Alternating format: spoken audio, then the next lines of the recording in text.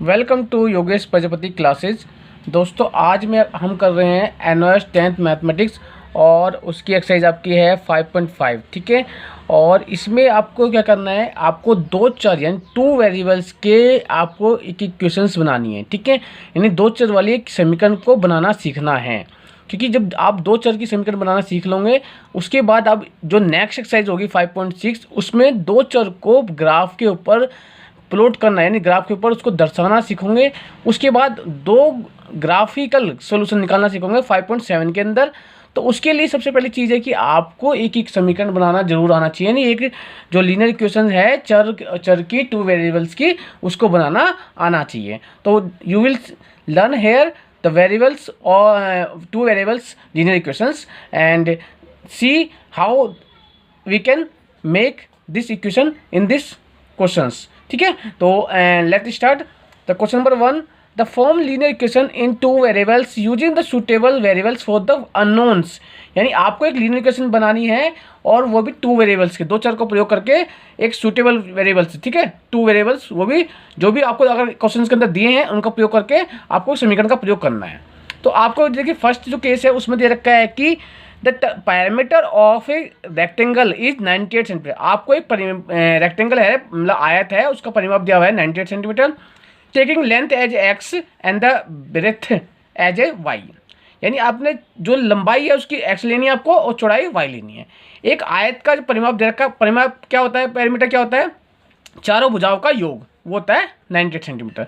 यानी आपका जो मान लो ये आयत है तो इसमें आपकी जो ये लंबाई ये और ये इन चारों भुजाओं का जो योग होता है दैट इज पैरामीटर।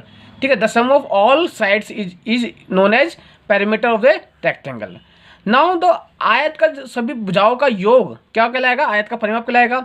आपको दिया हुआ है, आपको समीकरण बनाना है, यानी लीनियर समीकरण, आपको एक रेखिक समीकरण बनाना है। एक्स और वाई दो वेरिएबल से देती हैं कि आप एक्स ले लो और एक वाई ले लो, यानी लंबाई आपको एक्स ले ली और चौड़ाई ले ली वाई। यानी आप एक्स और वाई क्यों ले रहे हो, बिकॉज यू डोंट नो कि what is length and what is breadth, यानी लंबाई क्या है चौड़ाई क्या है आपको नहीं पता, इसलिए आपको उन्होंने दे दिया है कि आप एक्स और वाई लेके you now form a linear equation with these two variables x and y. इनका प्रयोग करके आप एक एक्स वाई का एक दो रेखा वाला समीकरण बनाइए। तो चलिए आप लिखेंगे आंसर, उत्तर, यानी आप आंसर लिख सकते हो, यहाँ पर सोल्यूशन भी लिख सकते हो, हल भी लिख सकते हो, as you wish you can write here. ठीक है, तो हम लिखेंगे सपोज सबसे, क्योंकि आपको नहीं पता तो सपोज करना पड़ेगा, यानी मानना पड़ेगा। माना द लेंथ ऑफ रेक्टेंगल, यानी आयत की लंबाई क्या मान लिया आपने, एक्स मान ली। ठीक है, आप if you are a Hindi medium student और English medium student you write in English, और यू आर यदि आप हिंदी मीडियम वाले स्टूडेंट हैं तो आप हिंदी में लिख लेना, और जो चीज़ हमने कॉमन है जैसे इक्वल टू एक्स तो वो आप आयत की लंबाई बराबर एक्स लिखना हिंदी मीडियम वाले, इंग्लिश मीडियम वाले लिखना length of the rectangle is equal to x. ठीक है, तो आप कंफ्यूज मत होना, मैंने बोथ स्टूडेंट्स के लिए हिंदी इंग्लिश दोनों यूज करके चल रहा हूँ। ठीक है, तो अब आपका आ गया ब्रेथ ऑफ रेक्टेंगल वाई, यानी आपकी लेंथ लिख ली ना, ब्रेथ इज वाई। ठीक है, नाउ एक्स एंड वाई ले ली। नाउ आयत की चौड़ाई आपकी होगी वाई, आयत का परिमाप दिया है आपको, आयत का परिमाप दिया है 98 सेंटीमीटर। देखिए यहाँ पर मैंने आपको दिखाया था 98 सेंटीमीटर दिया हुआ है। नाउ द आयत का परिमाप 98 सेंटीमीटर है, यानी पैरामीटर ऑफ रेक्टेंगल 98 सेंटीमीटर। तीन चीज़ होगी, if you see the question, यानी अगर आप क्वेश्चन को रीड करते हो देन यू लर्न कि how to solve this question and how to make the linear equations, यानी कैसे आपको लीनियर इक्वेशन बनी ये आपको पता लगेगा। तो आप लिखेंगे प्रश्न अनुसार, यानी अकॉर्डिंग टू क्वेश्चन। तो आयत का परिमाप आपको क्या होता है, देखिए अगर आप प्रश्न को देखें आपको आयत का परिमाप क्या होता है, दो गुणे लंबाई, लंबाई क्योंकि दो होती हैं इसलिए टू मल्टीप्लाई बाई लंबाई कर दिया। ऐसी चौड़ाई कितनी होती है, दो, तो दो गुना चौड़ाई कर दिया, और उन सबका क्या हो गया, योग कर दिया, प्लस कर दिया बीच में, एडिशन ऑफ लंबाई एंड चौड़ाई दोनों का सबका योग कर दिया, तो आयत का परिमाप आ गया, यानी पैरामीटर ऑफ रेक्टेंगल आ गया, that is equal to 2 times into length plus 2 times into breadth. ठीक है, ये आपका फॉर्मूला होता है, इसको आपको लिखना पड़ेगा क्योंकि आपको लीनियर इक्वेशन बनानी है, देखिए समीकरण बनाना है। ठीक है, और ये है Yogesh Prajapati classes, my YouTube channel का नाम है। अगर आपको वीडियो अच्छी लग रही है तो वीडियो को लाइक करना, चैनल को सब्सक्राइब करना। ठीक है, चलिए नेक्स्ट आपको क्या करते हैं, इसके बाद क्या होगा, इसके बाद देखिए आपका यहाँ पर ध्यान से देखिए, ये देखिए आपका परिमाप जो ये पैरामीटर ऑफ रेक्टेंगल आपका कितना है 98 है, और यहाँ लेंथ की जगह लिखूंगा एक्स और ब्रेथ की जगह लिख दूंगा वाई। ये रख के यहाँ पर मान रख के आगे क्या होगा देखिए, आगे यहाँ पर 98 रख दिया आपने बराबर 2 into multiply by length, length अपना x लिख दी, और ये 2 इंटू वाई यानी ब्रेथ y रख दी, यहाँ तो हो गया। अब देखिए हम हमेशा वेरिएबल्स जो होते हैं, जो चर होते हैं, उनको लेफ्ट हैंड साइड लिखते हैं और इस इक्वल के इस सब जो है नंबर्स लिखते हैं। इसलिए हम 2x प्लस 2y को, ये मल्टीप्लाई होगा 2x आएगा, ये मल्टीप्लाई होगा 2y आएगा, इनको इधर लिखेंगे और 98 को इधर लिखेंगे। तो 98 इधर हो गया, 2x प्लस 2y बराबर 98, ठीक है। अब यहाँ से 2a और 2a इन दोनों को हम कॉमन ले लेते हैं, तो हमारा जाएगा 2x प्लस वाई बराबर 98। अब देखिए यहाँ x प्लस वाई बराबर 98/2, क्योंकि ये जो 2 है इस 2 को हम यहाँ से हटाएंगे। तो कैसे हटाएंगे, हम दोनों तरफ 2 से भाग कर दें, तो उससे क्या होगा, ये 2 कट जाएगा, तो ये 98/2 आ गया, ठीक है। इसलिए क्या करते हैं, इस सीधे इस हम 2 को यहाँ से शॉर्टकट के लिए 98 के नीचे ले जाते हैं, यहाँ से उठाया और इसके नीचे ले आए, ऐसे कर देते हैं। तो हमारा x प्लस वाई बराबर आ गया 98/2। अब हम जब इसका 2 से भाग करते हैं, 2 4 जा 8, 1 बचा यहाँ पर, तो ये 18 हुआ, 2 9 जा 18, तो हमारा 4 9, तो डिवाइड करने पे क्या आया 4 9, x प्लस वाई बराबर आ गया 4 9। This is the linear equation with the 2 variables. यह एक रेखीय समीकरण है, वो भी किसका, 2 चर का रेखीय समीकरण है। यही हमें यहाँ पर बनाना था, पहले केस में बन गया। अब इसी क्वेश्चन का जो सेकंड केस है उसको रीड करिए। देखिए सेकंड केस में दे रखा है, the age of the father is 10 year more than the twice of the age of the his son. Twice है किसकी, बेटे की आयु का दुगुना से 10 ज़्यादा फादर की आयु है, ये आपको दे रखा है। यानी एक पिता की आयु उसके पुत्र की आयु के दुगने से 10 अधिक है। अब आपको ये कंडीशन दे दी यहाँ पर, इसका यूज करो और एक linear equation with the 2 variables आपको बनानी है, यानी एक रेखीय समीकरण बनाना है 2 चर का प्रयोग करके। और वो 2 चर कौन से हैं, आपको यहाँ चर मानने पड़ेंगे, क्योंकि कह रखा है कि age of the his son, यानी उसके बेटे की आयु आपको नहीं पता और उस फादर उनके पिता जो है पिता की आयु नहीं पता, तो इन दोनों को आपको मानकर एक समीकरण बना लेना है। तो चलिए आंसर, यानी आप इसको हिंदी में लिख लेंगे, मीडियम वाले लिखेंगे उत्तर। Suppose the age of father, हमें नहीं पता पिता की आयु कितनी है, हमें नहीं पता, हम लिखेंगे माना द पिता की आयु in the age of, suppose the age of father equal to x, यहाँ तक लिख लिया। उसके बाद हम लिखेंगे बेटे की आयु कितनी है, यानी पुत्र की आयु, यानी एज ऑफ सन बराबर y, यानी पुत्र की आयु कितनी होगी हमारी, बराबर लिखेंगे y आ गया। 2 चीज़ लिख ली। अब अकॉर्डिंग टू क्वेश्चन, यानी प्रश्न के अनुसार क्या कह रहा है, the age of father is 10 times more than the twice of the age of सन।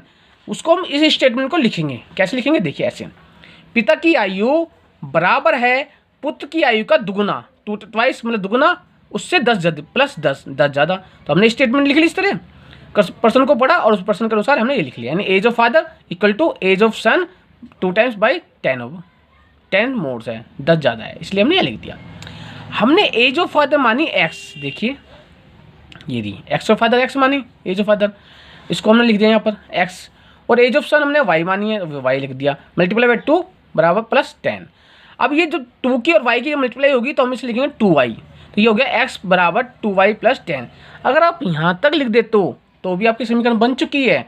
लेकिन बहुत से स्टूडेंट क्या सोचेंगे कि भाई ये वेरिएबल है, सर ने बताया कि वेरिएबल को हमेशा लेफ्ट हैंड साइड में रखना है और नंबर्स को इधर रखना है, तो इसलिए आप क्या करोगे, इस 2y को इधर ले जाओगे। यहाँ पर ये प्लस का है, इस इक्वल से जब इस इक्वल के इधर आएगा, नहीं लेफ्ट हैंड साइड में आएगा, तो यहाँ प्लस का है तो इधर आके माइनस का हो जाएगा, अगर ये यहाँ माइनस का होता है तो इधर आके प्लस का हो जाएगा। तो यहाँ पर देखिए ये कैसे दिख रहा है, ये प्लस की 2y है, तो जब ये प्लस की 2y धनात्मक है ये 2y, तो ये जब इधर आएगा ये 2y, तो ये हो जाएगा नेगेटिव 2y, तो ये होगा x माइनस 2y बराबर 10। अब आपका ये समीकरण इस तरह बन गया। तो दोनों सही हैं, आप यहाँ पर भी छोड़ सकते हो और यहाँ तक करके छोड़ दोगे तो बहुत अच्छा होगा, ये तो बहुत ही अच्छा है अगर आप x माइनस 2y बराबर 10 कर देते हो। तो इस तरह आपका जो सेकंड है, फर्स्ट का सेकंड, उसमें भी आपने लीनियर इक्वेशन बना ली, सीख ली है, ठीक है। देखिए थर्ड केस जो दे रखा है उसको देखिए। थर्ड केस है फर्स्ट का, a number is 10 more than the other number, यानी एक नंबर कोई है, वी डोंट नो, वो 10 ज़्यादा है दूसरे नंबर से, यानी एक संख्या दूसरी संख्या से 10 अधिक है। अब हम दोनों माननी पड़ेगी, एक फर्स्ट नंबर क्या है, सेकंड नंबर क्या है, वो मान लिया, उसके बाद उसको क्वेश्चन के अनुसार बना के एक समीकरण हम बना देंगे। तो चलिए देखिए क्वेश्चन कैसे बनेगा उसको देखते हैं।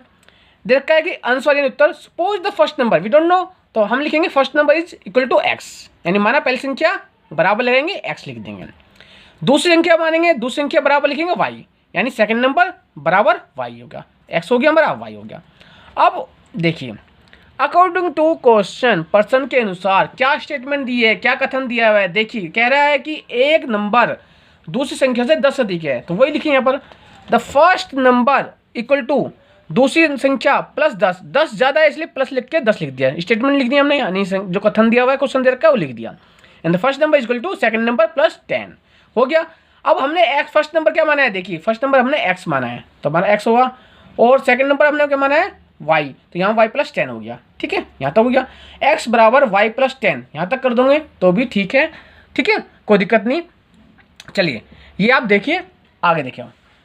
अब मैंने आपको अभी थोड़ी देर पहले बताया था कि अगर आप x बराबर वाई प्लस 10 है, हमेशा जो वेरिएबल्स होते हैं y x y इनको इस तरफ रखिए, यानी इस इक्वल चिन्ह के इधर रखिए, और इसके राइट हैंड साइड में यानी दाएं तरफ, दाएं पक्ष की तरफ नंबर्स को रखना है।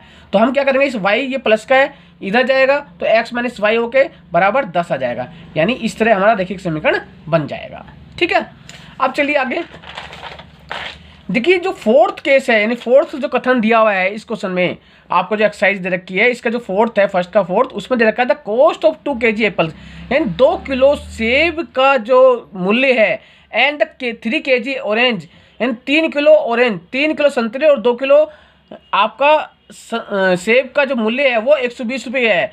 तो आपको इसका एक समीकरण बनाना है। देखिए उन्होंने क्या सेब और संतरे का एग्जांपल लेके भी आपको कथन देने के लिए, बनाने के लिए दे दिया, डरना नहीं है। चलिए हम क्या करेंगे भाई, जो चीज़ नहीं पता हम उसको एक्स वाई मानते हैं।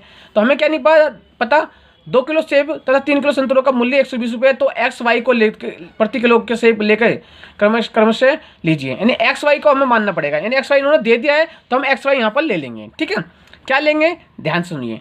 कह रहा है the cost of 2 kg Apple. अब हमें नहीं पता 2 kg एप्पल की कॉस्ट कितनी है, वो हमने मान ली एक्स। ऐसे ही हम क्या करेंगे, जो आपका यानी आप के एक्स वाई जो है 1 kg 1 किलो की मानेंगे एक्स, ऐसे 1 किलो संतरों का जो मूल्य है वो होगा वो वाई मान लेंगे, फिर इसका समीकरण बनाएंगे। देखिए आंसर है सोल्यूशन भी लिख सकते हो आप, आंसर उत्तर भी लिख सकते हो, जो इच्छा है आप वो लिख लीजिए। आंसर लिख लो, सोल्यूशन लिख लो, उत्तर लिख लो या हल लिख लो, जो आपकी कहना है उसके बाद लिखना। Suppose the cost per KG of Apple, 1 kilo सेब का मूल्य आपने मान लिया एक्स है।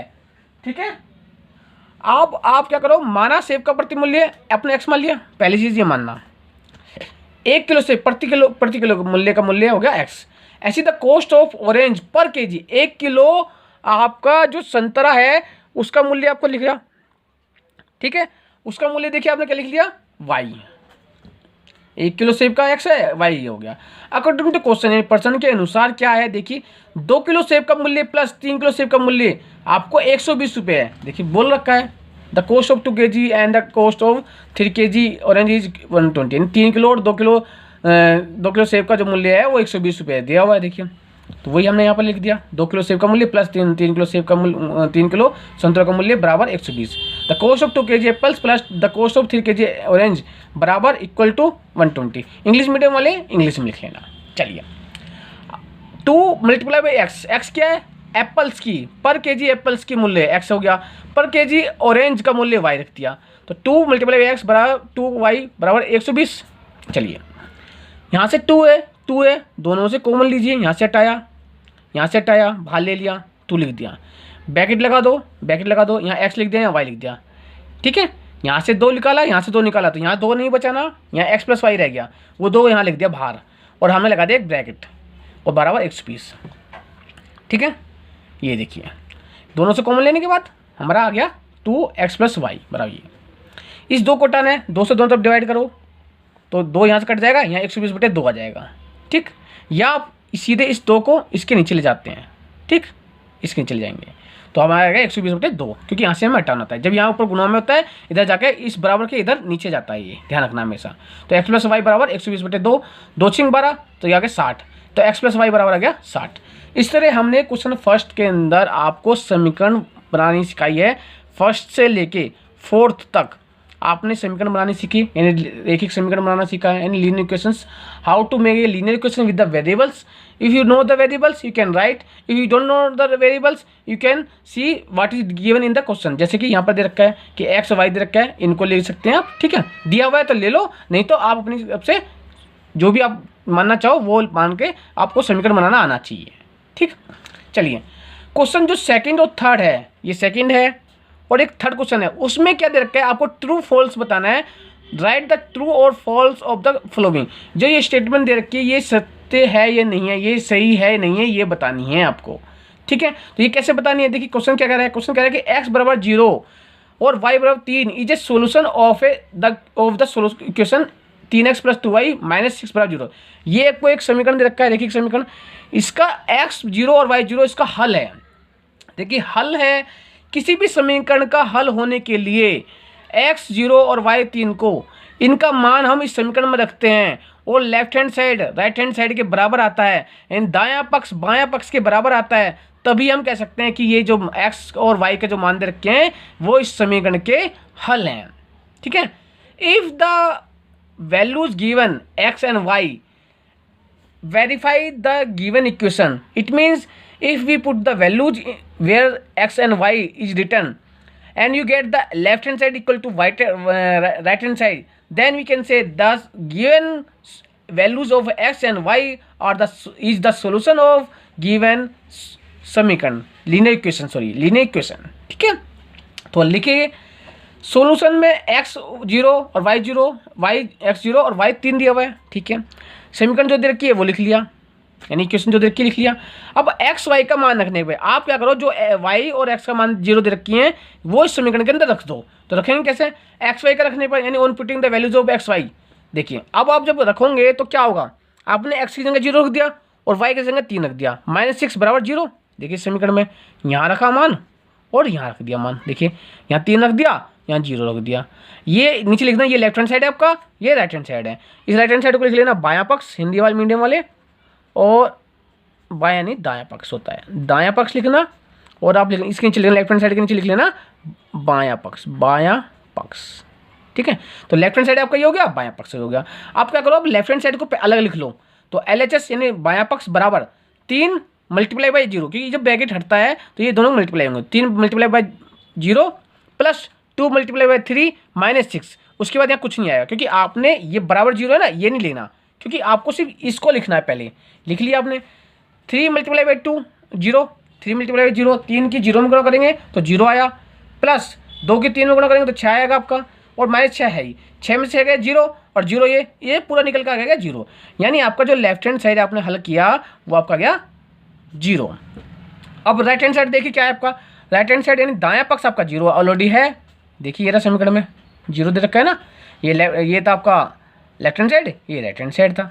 ठीक, ये लेफ्ट हैंड साइड है, आपने सोल्व कर लिया 0 आया, राइट हैंड साइड आपका देखा है 0 है, तो left hand side right hand side के बराबर है, इसलिए ये इसका समीकरण का हल है। तो हम क्या लिखेंगे, देखिए हम लिखेंगे कि left hand side equal to right hand side, यानी बायां पक्ष बराबर है दायां पक्ष के, इसलिए 3 बिंदु लगाई, 1 बिंदु ऊपर 2 नीचे, इसलिए x 0 बराबर 0, y बराबर 3, समीकरण 3x प्लस 2y माइनस है, ये माइनस, ठीक है, इसलिए नीचे मैंने काट दिया, मैं बराबर लगा दिया, माइनस 6 बराबर 0 का हल है। ठीक है, इंग्लिश मीडियम वाले लिखेंगे x इक्वल टू 0, y बराबर 3 is a solution of the given equation, या गिवन इक्वेशन लिख दो या equation 3x plus 2y minus 6 0, इसका ये समीकरण है। यहाँ तक आपने कर लिया। ठीक है, ये लिख देना, क्योंकि लेफ्ट हैंड साइड आपका राइट हैंड साइड के बराबर आ गया है। आगे देखिए अगले क्वेश्चन में देखना क्या दिया है, क्वेश्चन 3 में दे रखा है कि x बराबर 2 और y बराबर 5, समीकरण 5x प्लस 2y बराबर 10 का हल है। यानी आपको बताना है कि x 2 और y 5 is a solution of equation 5x plus 2y बराबर 0, ये इसका समीकरण का हल है या नहीं है। जैसे कि आपने यहाँ पर करा क्वेश्चन नंबर 2 में ऐसे ही करना है, x का 2 और y बराबर 5 इस समीकरण के अंदर रख दीजिए। रखने पे आपका लेफ्ट हैंड साइड जो ये वाला है, राइट हैंड साइड जो ये 10 है, इसके बराबर आना चाहिए। अगर बराबर नहीं है तो वो उसका सोल्यूशन नहीं है, ये आपको करना है। चलिए सोल्यूशन जो चीज़ दे रखी है वो लिख लो, x 2 दे रखा है, y 5 दे रखा है, समीकरण यानी इक्वेशन दे रखी है आपको 5x प्लस 2y बराबर 0 लिख दी, यहाँ तक लिख लिया। अब x बराबर 2 मान रखने पर लिखेंगे, लिखने पर मान x बराबर 2 y प्लस y बराबर 5, समीकरण 5x प्लस 2y में रखने पर on putting values of x बराबर 2 y बराबर 5 इन इक्वेशन। ठीक है, ये जो इक्वेशन है इसमें रखने पर क्या होगा, देखिए यहाँ 5x प्लस इस इक्वेशन में रखने पर क्या होगा, देखिए क्या होता है। देखिए आप यहाँ आपने x की जगह मान रखा 2, y की जगह रखा 5 बराबर 10 है। ये लेफ्ट हैंड साइड है लिख दिया, यानी बायां पक्ष है, ये राइट हैंड साइड लिखा, ये दायां पक्ष है। अब लेफ्ट हैंड साइड को अलग ले लो और राइट हैंड साइड को अलग ले लो। तो हमने नीचे लिखा लेफ्ट हैंड साइड, पहले लेफ्ट हैंड साइड बराबर लिखा 5 ब्रैकेट 2 प्लस 2 ब्रैकेट 5। अब 5 की और 2 की जब ब्रैकेट खुलेगा तो ये मल्टीप्लाई होंगे, 5 मल्टीप्लाई 2 और 2 की 5 की मल्टीप्लाई होगी, 2 5 मल्टीप्लाई 5। तो यहाँ तक ये तो हो गया। यहाँ से 5 दून 10, 2 पंजे 10, 10 10 20, तो ये आपका 20 आ गया। यानी लेफ्ट हैंड साइड जो निकल का आया आपका वो आया 20 और राइट हैंड साइड आपको कितना दे रखा है 10। राइट हैंड साइड 10 है।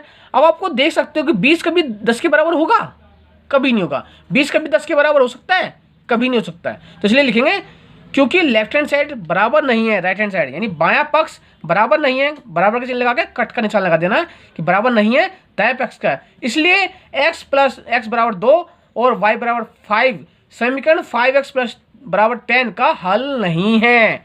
ये लिखना जरूरी है, ठीक है। ये देखो यहाँ पर हल नहीं है, ये इंपॉर्टेंट चीज़ है। यहाँ पर इसी के नंबर मिलेंगे आपको अगर एग्जाम में आता है क्वेश्चन। लिखना जरूर है, नहीं है, क्योंकि यहाँ पर बराबर नहीं आया।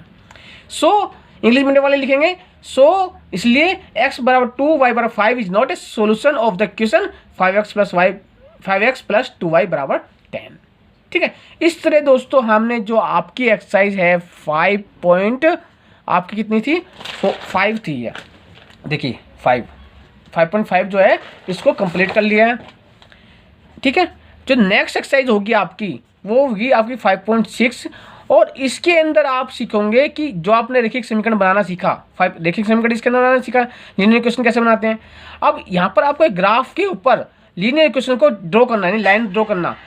कोई 2 बिंदु या 3 बिंदु निकालेंगे लीनियर इक्वेशन के और ग्राफ पे कैसे दिखाएंगे वो सीखोगे आप। मान लिया आपको कोई समीकरण रखा, मान 5x प्लस 2y बराबर 10 है, तो उसको हम ऐसे वैल्यूज निकाल के x की या y की वैल्यू निकाल के, यानी बिंदु निकाल के ग्राफ पे दिखाएंगे और उसको ग्राफ पे ड्रॉ करना सीखेंगे। ठीक है, नेक्स्ट वीडियो के अंदर। चलिए दोस्तों, अगर उम्मीद करता हूँ कि आपको जो मेरा चैनल जो वीडियोज़ हैं, ये सभी जो मैंने वीडियो बनाई है आपको अच्छी लगी है, जो सोल्यूशन कराए हैं आपको अच्छे से समझ में आए हैं। तो अगर आपको समझ में आए अच्छे से तो वीडियो को लाइक करना, चैनल को सब्सक्राइब करना और बेल का बटन दबाना ना भूलना दोस्तों।